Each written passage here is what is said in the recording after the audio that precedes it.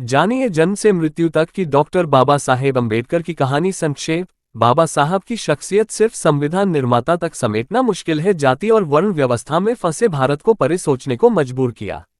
दलित होने के कारण अम्बेडकर से पानी पीने की इजाजत नहीं थी। भारत को संविधान देने वाले महान नेता डॉ.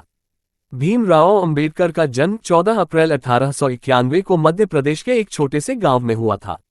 डॉक्टर भीमराव अंबेडकर के पिता का नाम रामजी मालोजी सकपाल और माता का भीमाबाई था। अपने माता पिता की 14वीं संतान के रूप में जन्मे डॉक्टर भीमराव अंबेडकर जन्मजात प्रतिभा संपन्न थे।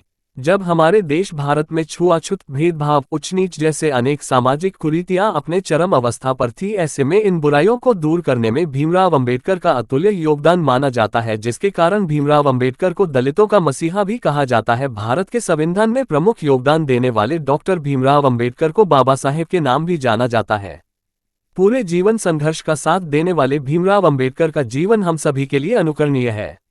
भीमराव अंबेडकर का मानना था कि हमारा जीवन वो नदी है जिसके लिए कोई भी बने बनाए रास्ते की जरूरत नहीं है। यदि हम जिधर निकल जाए वहीं हमारा जीवन रूपी नदी अपना रास्ता बना लेंगी। अर्थात जीवन में हम सब ठान ले तो निश्चित ही हम सभी अपने जीवन का लक्ष्य पा सकते हैं। भीमराव अंबेडकर दलितों के सबसे बड़े मसीहा थे। अपने पूरे जीवन भर भारत के लोगों के कल्याण के लिए अपना जीवन न्यौछावर करने वाले भीमराव अंबेडकर आज भी हम सभी के लिए प्रेरणास्रोत है। छुआछूत का प्रभाव भीमराव अंबेडकर को बचपन से ही देखने को मिला। जब वे अपने स्कूल में पढ़ते थे तो ऊंची जाति के लोग इन्हें छूना भी गलत मानते थे, जिसके वजह से भीमराव अंबेडकर को कई बार अपमानित भी होना पड़ा। इनके जाति के बच्चों को स्कूल में एकदम पीछे बैठने दिया जाता था और पढ़ाई के दौरान अध्यापक भी इन बच्चों की पढ़ाई पर ध्यान नहीं देते थे। छुआछूत की भावना इस तरह प्रबल थी कि स्कूल का चपरासी भी इनको पानी दूर से ही पिलाता था, और जिस दिन यदि चपरासी स्कूल नहीं आता तो भीमराव अंबेडकर और अन्य इन जाति के बच्चों को बिना पानी पिए ही रहना पड़ता था। शायद इससे बड़ी छुआछूत की भयानकता क्या हो सकती है कि बिन चपरासी के प्यासे रहना पड़ता हो, जिस पर भीमराव अंबेडकर ने स्वयं अपनी दुर्दशा को ना चपरासी ना पानी लेख के माध्यम से बताया है। लेकिन इन सब से परे भीमराव अंबेडकर गौतम बुद्ध के विचारों से बचपन से ही बहुत अधिक प्रभावित थे और बौद्ध धर्म को बहुत मानते थे। अपने इलाके में केवल अंबेडकर ही परीक्षाएं पास कर हाई स्कूल में पहुंचे। 9वीं कक्षा के दौरान एक शिक्षक ने उनके जाति दंश समझाते हुए उन्हें अंबेडकर उपनाम अपनाने की सलाह दी।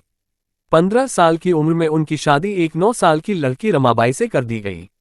बॉम्बे यूनिवर्सिटी से 1913 में अंबेडकर ने अर्थशास्त्र और राजनीति शास्त्र में डिग्री ली और कोलंबिया यूनिवर्सिटी से पोस्ट ग्रेजुएशन के लिए अमेरिका पहुंचे।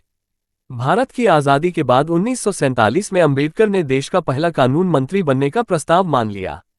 जीवन भर बौद्ध धर्म को करीब से देखने समझने वाले अंबेडकर ने नागपुर में 1956 में इसे स्वीकार कर लिया। जाति प्रथा के दंश से दुखी होकर अंबेडकर ने कहा था कि देश का भाग्य तब बदलेगा जब हिंदू मुस्लिम धर्म के दलित ऊंची जाति की राजनीति से मुक्त होंगे। संविधान सौंपते हुए उन्होंने अपने भाषण में कहा था कि हम सबसे अच्छा संविधान लिख सकते हैं, लेकिन उसकी कामयाबी आखिरकार उन लोगों पर निर्भर करेगी जो देश को चलाएंगे। 6 दिसंबर 1956 को उनकी मृत्यु हो गई थी।